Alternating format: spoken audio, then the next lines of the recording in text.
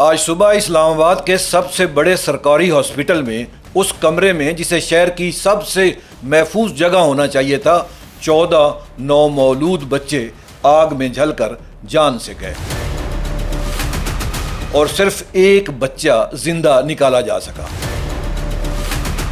15 بچوں کے اس nursery ward میں 14 کو بچانے والا کوئی موجود نہیں تھا اور والدین یہ کہتے ہیں کہ جس دروازے سے وہ نکل سکتے تھے وہ باہر سے بند تھا۔ 7 سال گزر گئے ہیں، اتنے عرصے میں اس ہاسپٹل کو آگ سے حفاظت کے نوٹس بھیجے جا رہے تھے اور یہ بات کسی اور نے نہیں، خود وفاقی وزیر صحت نے مانی ہے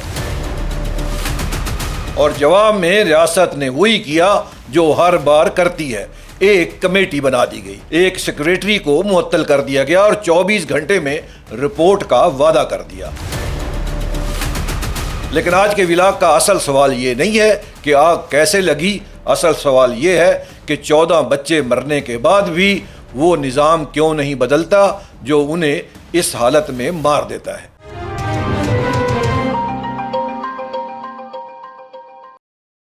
ٹائم لائن میں خوش آمدید، میں ہوں اکرم نعیم بھروکا۔ آج کا موضوع سننا آسان نہیں ہے، نومولود بچوں کی موت پر بات کرنا کسی کے لیے بھی آسان نہیں ہے۔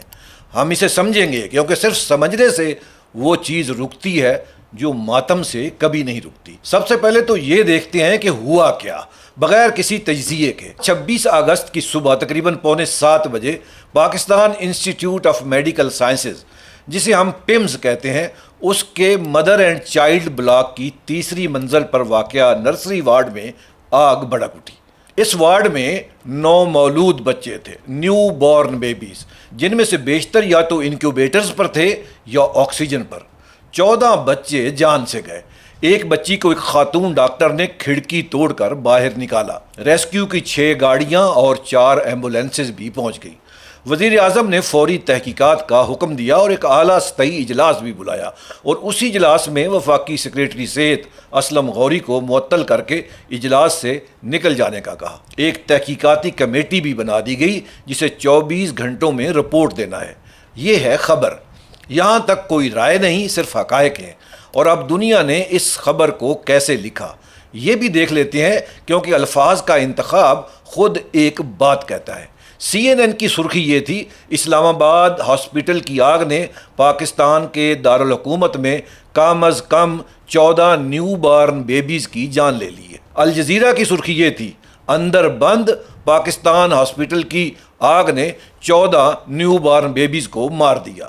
اور رائٹرز نے، جس کی خبر عرب نیوز اور ڈان سمیت دنیا بھر میں چھپی، اس نے یہ لکھا، اسلام آباد ہاسپٹل کی آگ میں 14 نیو بورن بیبی مارے گئے۔ 14 نیو بورن بیبیز۔ ان سرخیوں کو ذہن میں رکھیے، ہم ویلاگ کے آخر میں ان الفاظ کے پاس واپس آئیں گے کہ پاکستان کا میڈیا کیا لکھ رہا تھا اور انٹرنیشنل میڈیا کیا لکھ رہا تھا۔ یہ ہوتا ہے نیریٹو کا کھیل۔ اب اس کمرے کے اندر چلتے ہیں، کیونکہ اس پوری کہانی کو سمجھنے کے لیے پہلے یہ سمجھنا ہوگا کہ نرسری وارڈ کوئی عام کمرہ نہیں ہوتا۔ نومولود کا مطلب ہے ابھی پیدا ہونے والا۔ یہ چھوٹے مریض نہیں ہوتے، یہ ایسے مریض ہوتے ہیں جو خود سانس نہیں لے سکتے۔ انہیں ہم انفینٹس بھی نہیں کہہ سکتے، انفینٹ بھی 1.5-2 سال کا ہوتا ہے۔ یہ وہ بچیاں جنہیں گود میں اٹھا کر بھاگ تو سکتے ہیں آپ، لیکن یہ انکوبیٹر پہ ہوتے ہیں، آکسیجن کی نالیوں سے بندھے ہوتے ہیں، تو ان کو اٹھا کر بھاگنا بھی ممکن نہیں ہوتا۔ انکیوبیٹر ایک شیشے کا بند بستر ہوتا ہے جس میں درجہ حرارت، نمی اور آکسیجن سب مصنوعی طور پر قابو میں رکھے جاتے ہیں، کیونکہ ایک قبل از وقت پیدا ہونے والا بچہ اپنے جسم کا درجہ حرارت تک خود نہیں سنبھال سکتا۔ ایسے بچے کو نکالنا اتنا آسان نہیں ہے جتنا ایک بڑے مریض کو، کیونکہ یہ ایک بند گلاس کے ڈبے میں بند ہوتا ہے، اس کے ساتھ نالیاں جڑی ہوتی ہیں۔ پہلے تو نالیوں کو الگ کرنا پڑتا ہے اور اس کے لیے کوئی متبادل سانس کا بندوبست کرنا پڑتا ہے، اور یہ سب چند سیکنڈز میں ممکن نہیں ہوتا۔ اس لیے اس کمرے میں ایک بند دروازہ باقی ہر کمرے کے بند دروازے سے مختلف ہوتا ہے۔ بند دروازہ تھا اس کمرے کا، دروازہ باہر سے بند تھا۔ اور اب آکسیجن کی بات کرتے ہیں۔ آکسیجن بھی خود نہیں جلتی، لیکن وہ باقی ہر چیز کو تیزی سے اور زیادہ شدت سے جلا دیتی ہے۔ جتنی زیادہ آکسیجن ہوا میں ہوگی اتنی معمولی چنگاری بھی اتنی بڑی آگ بن جاتی ہے۔ جو کمرہ ان بچوں کے لیے آکسیجن سے بھرا رکھا تھا وہ خود سانس نہیں لے سکتے، وہی کمرہ ایسا ہوتا ہے جہاں ایک چنگاری چند سیکنڈ میں ایک آگ کے طوفان میں بدل جاتی ہے۔ جو چیز ان بچوں کو زندہ رکھے ہوئے تھی وہی چیز انہیں لے گئی۔ یہاں جو سب سے چبھنے والی بات ہے وہ اس دروازے کی ہے۔ والدین کا یہ کہنا ہے کہ آگ لگی تو نرسری کا دروازہ باہر سے بند تھا اور اندر عملے کا کوئی فرد موجود نہیں تھا۔ ہاسپٹل انتظامیہ کا موقف اس سے ذرا مختلف ہے۔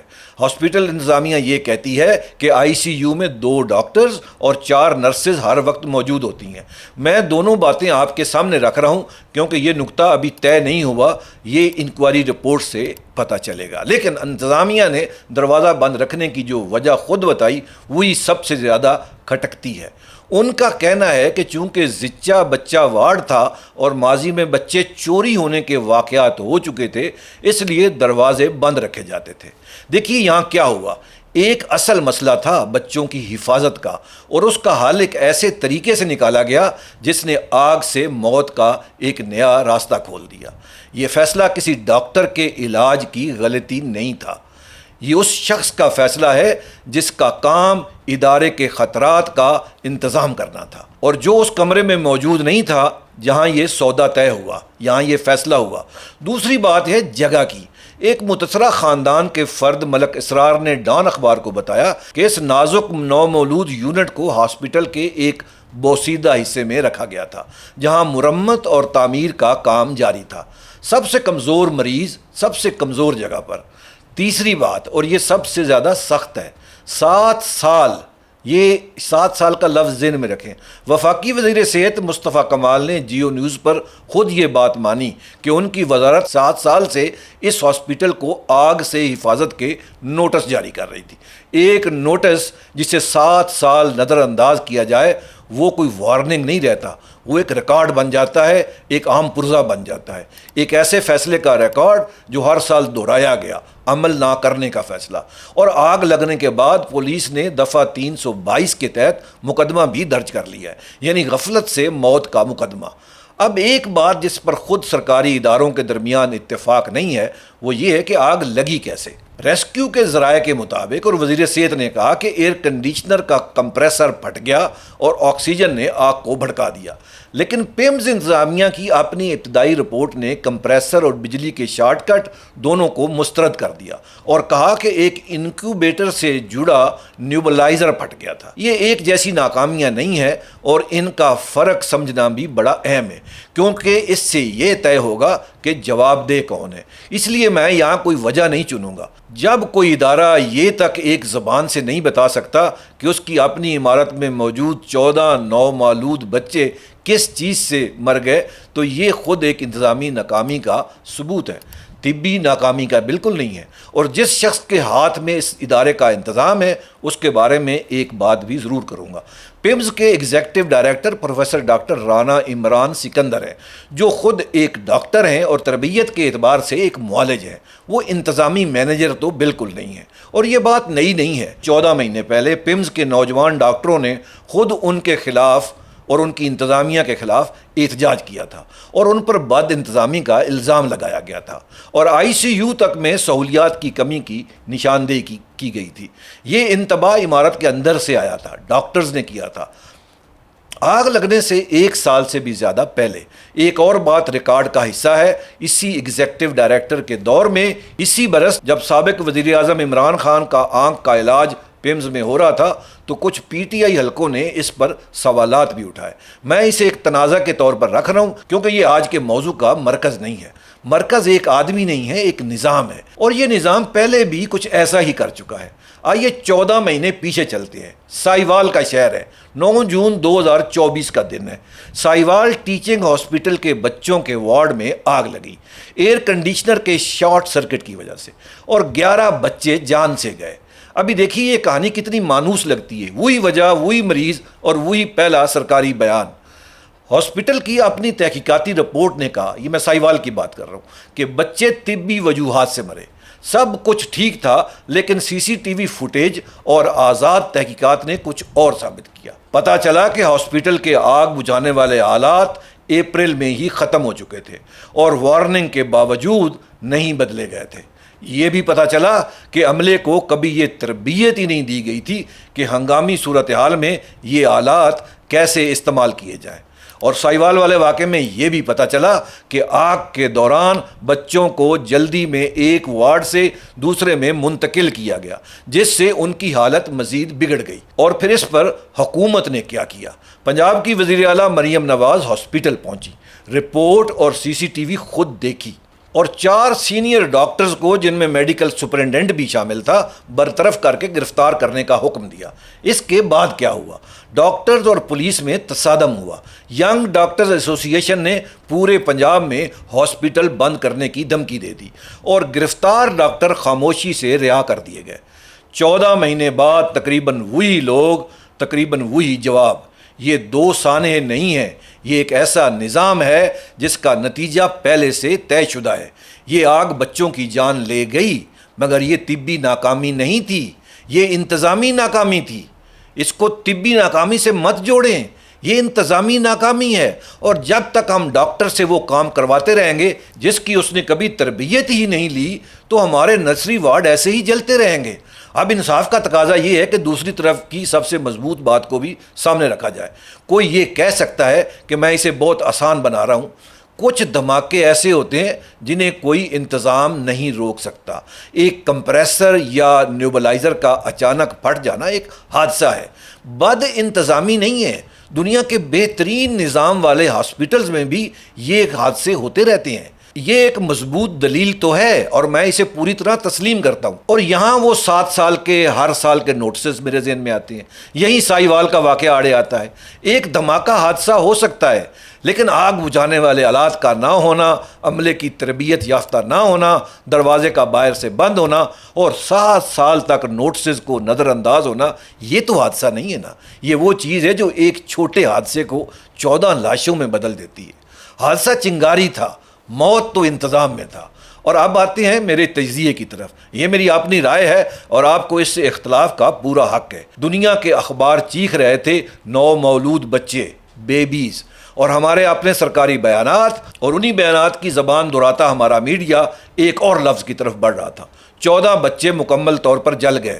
یہ ریاست کی زبان ہے، انفینٹ کا لفظ یوز کیا گیا، نیو بارن بیبی کا نہیں ہے۔ یہ ایک بڑا ٹھنڈا رکھنے والا لفظ ہے۔ انفینٹ اور نیو بارن بیبی میں ایک بہت ایموشنل فرق ہوتا ہے۔ انفینٹ 2 سال کا ہوتا ہے، 1.5 سال کا ہوتا ہے، اور بیبی تو ابھی 1 دن کا ہوتا ہے، 2 دن کا ہوتا ہے۔ تو ہماری جو ایموشنل اٹیچ ہے، اس کی تو شکل ماں باپ نے نہیں دیکھی ہوتی، وہ تو ابھی ماں باپ کے حوالے بھی نہیں کیا گیا ہوتا، وہ تو آپ کی بہت زیادہ بڑی ذمہ داری ہے۔ انفینٹ تو پھر بھی ماں باپ کے ساتھ آتا ہے۔ یہ ایک انتظامی مسئلہ ہے اور اس کا حل بھی انتظامی ہونا چاہیے، کوئی طبی نہیں۔